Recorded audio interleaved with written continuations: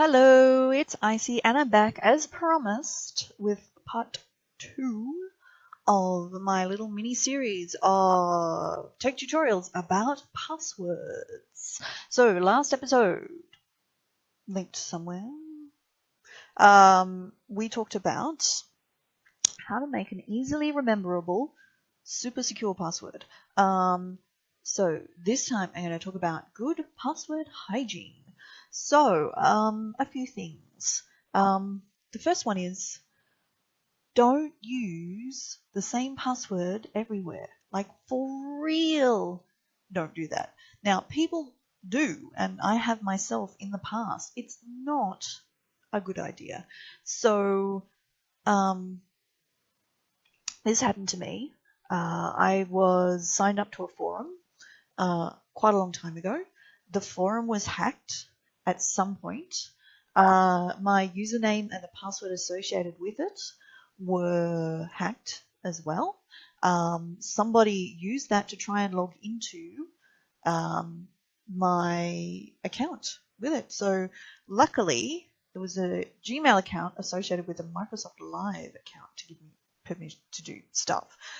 I had changed the Gmail password on it previously, but I had forgotten that I'd linked it to a Microsoft Live account, and they used the old password and the email address to get into the Live account. Luckily, Microsoft looks for this sort of stuff, sent me a note, locked it down, sent me a notification saying this had happened, changed all that stuff, as you do. So it absolutely happens. Now, pretty sure that password isn't in use anymore because there was another scare previously, so I changed it, but I'd forgotten about this one. So, a few things. Do not use your internet banking password. Have it unique. Make it a super secure password using the techniques I've shown you previously. Don't use that password for anything else. Don't use variations of that password for anything else. Just don't. For your primary email account, also have a separate password. Don't use that primary email account password for forums, for web signups, for any of that other stuff. Just save it, that password. I mean, obviously you often need to use your email address for other things. Keep the password separate. Keep it protected. Don't make it the same as your banking password. If you have any other major email accounts that are separate, do the same. Have their own unique, fairly complicated password that's not the same as anything else you sign up for on the internet. Now, you may be saying, I can't remember all these passwords. What are you making me do here? So, two things. One is you only need to really, really remember internet banking and your email account, and you'll log into your computer if that's as separate to your email account. All the other passwords for forums, websites, do you really need to remember them? Often. If you go into it all the time, sure, but if you're just signing up as a once-off password, like just to download something, pick a super ridiculous, complicated, random password and then forget it. Almost all of these sites have a password recovery technique where you can say, I forgot my password. It'll send you an email and then you can reset it. Just make something up. You don't need to remember it.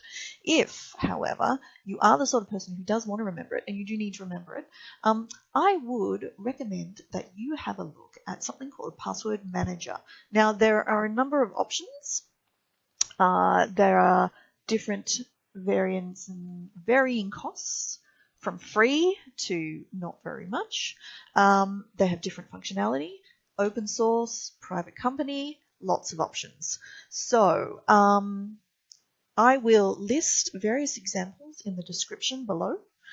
So do go and check them out. I am not paid by anybody. I get no kickbacks. So please do go and check it out. Feel free to click on any ads if you like the video, though. I'm not sure I meant to say that. Oh well. I use something called LastPass I use this because it's the only one that supports Windows Phone. But it's actually really good. I'm really pleased with it. So LastPass and things like, I think the other one's called 1Password, and there's a few others. Those ones give you a plugin that plugs into your browser. Once it's plugged into your browser, it gives you log in with an email address and a master password, which will, I'm sure, be extremely long and complicated, but easy to remember and type, as per the previous episode. Once you do that, you can then save websites and create randomized passwords with the website. So say you go to janesforum.com because you need to reply to a forum post or something, and you sign up. So sign up with an email address, sign up, randomly create a password using your password manager, log in, and then save the password.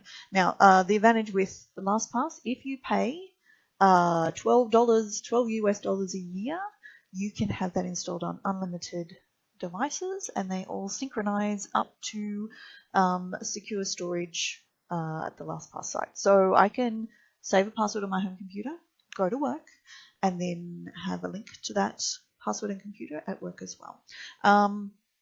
It's also on my phone, so that will synchronize as well, so I need to access that. It's also got secure storage for other information. For example, if you wanted to store credit card details, SSI, Wi-Fi, SSIDs and passwords, all of those sorts of things. So it's really good. The thing that I found quite disturbing when I installed it was it basically trolled through all of my passwords I'd saved, like with Firefox, like saved, you can click save the password for this website. It could find them all. It could see all those passwords and import them. So who else, if they were on my computer, could see those passwords? It was disturbing, to say the least. So that's a great piece of software. There are lots of others. If you're looking for open source and free, you can certainly sign up for the LastPass one, and if it's just on the one computer, that's fine, it's free. It also plugs into Chrome, Internet Explorer. There's an iPad one and an Android one as well as the Windows Phone. Most of the other top end ones do the same, plug into multiple browsers. There is an open source piece of software called KeePass, KeePass, which is a standalone program that you install that you can use to manage your passwords. You'd have to copy and paste your password back into the browser. That's fine. You can choose to save the file that stores everything onto a USB key in an encrypted state so that you can carry your passwords around with you if you need to. That's pretty good. And I believe that there might be an Android program that somebody has written that you can use with that as well. Not sure about that. So you've got lots of options. Now, to take that one step further is if your email address is not on a site that's been hacked, then it can't come back to you. Now that's going to sound a little weird. So here's something to think about. If you have a standalone domain, so that you're not just using your name at gmail.com or your name at hotmail.com, but you're using your name at yourdomain.com and you have control over it, or that you can ask the admin to do this for you, consider setting up an alias to sign in to another website. So, for example, when I sign up for a forum, these days, what I do is rather than sign up as my email at mydomain.com, which is my normal primary email account that I use all the time, what I do is I actually set up an alias. So an alias is basically a nickname for your email account. Everything still goes to the same email account. Everything works. It's just that you can give it a different email address, basically. So when I sign up for a new forum, I give it, I create a new alias called, say, forum name at domainname.com. so that if anything ever happens, that's fine. I'll just go and delete the alias. My main email is still there. It's unaffected. I don't need to worry about anything. I've just gotten rid of that alias, which means it can't be hacked because that email address doesn't exist anymore. So that's actually quite good. Now, obviously, you need to have a full domain to do that. Certainly, you can also, if you're just using Gmail or something like that, you could set up a throwaway email account and then use that to subscribe to forums, and then just have it forward all of the messages that arrive there to your primary account, or just go in and check it, depending. That's taking it to an extra step. Is it worthwhile? Very possibly.